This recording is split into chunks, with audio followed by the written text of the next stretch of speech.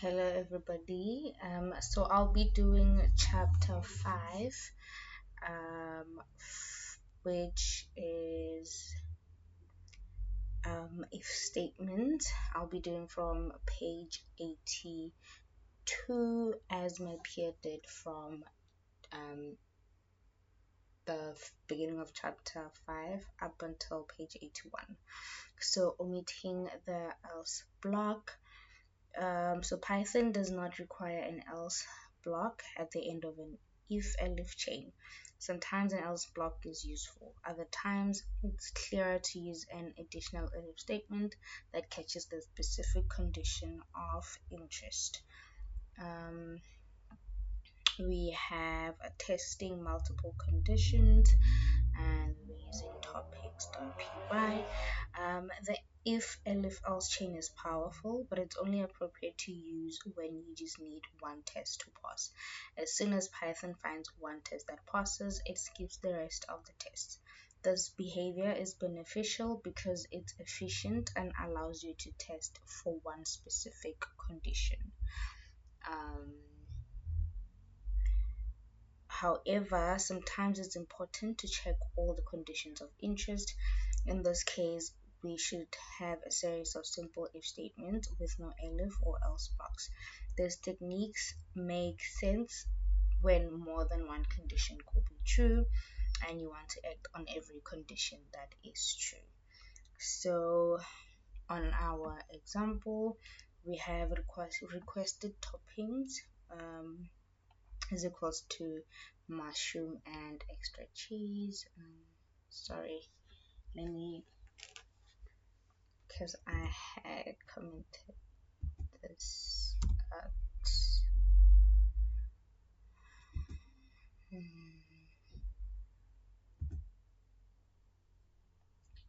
Okay.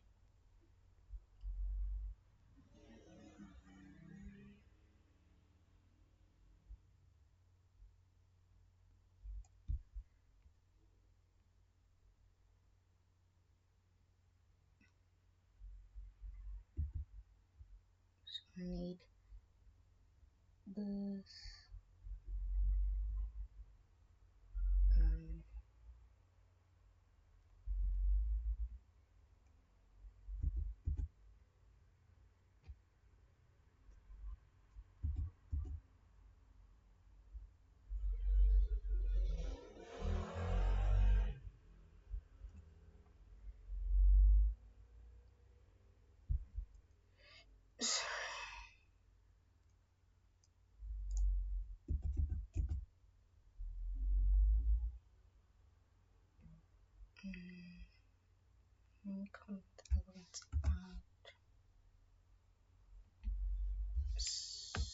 So we have requested toppings, mushrooms and extra cheese.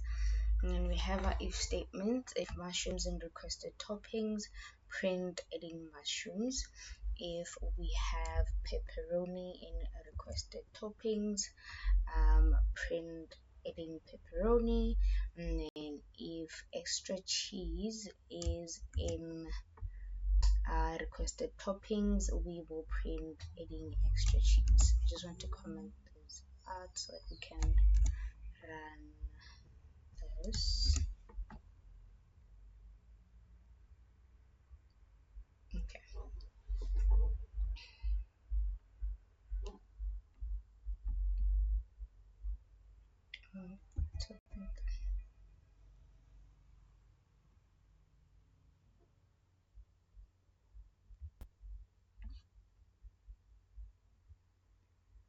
And try running it.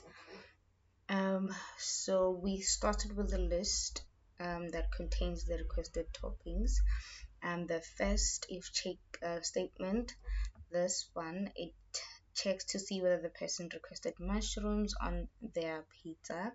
If so, a message is printed confirming their topping.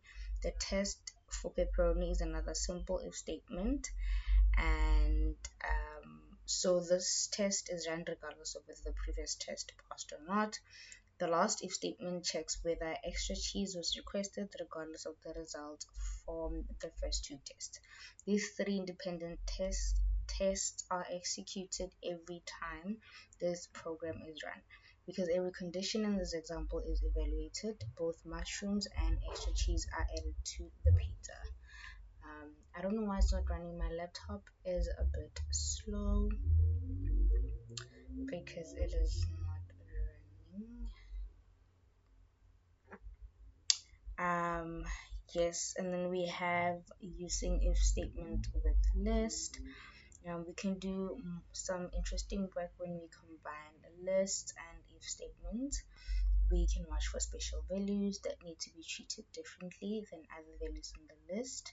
We can efficiently manage changing conditions such as the availability of certain items in a restaurant throughout a shift. So we can check for special items. Still in the same example, we have requested toppings, mushrooms, green peppers, and extra cheese. Let me just check if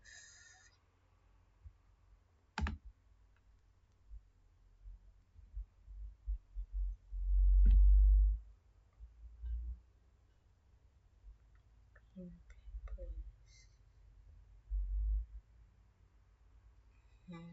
So here can add extra cheese.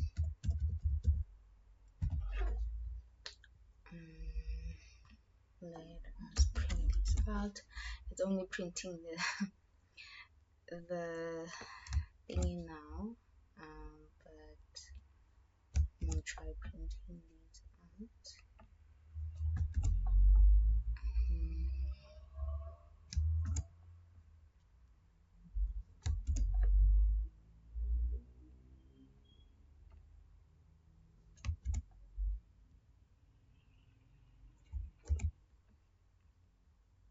Okay, let's print though.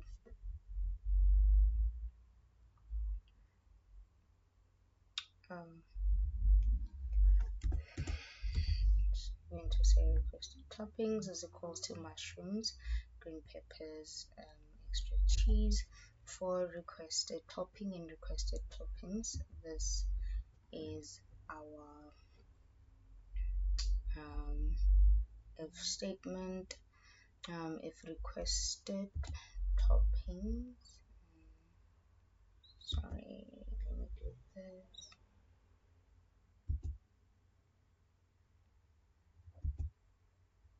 There we go. Okay, let's try writing that. So the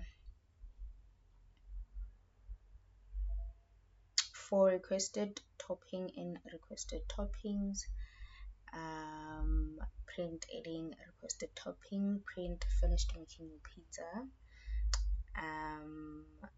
checking that a list is not empty. We can prompt the user to make sure they want a plain pizza, and if the list is not empty, we'll put the pizza as we did in our previous examples. We have using multiple lists.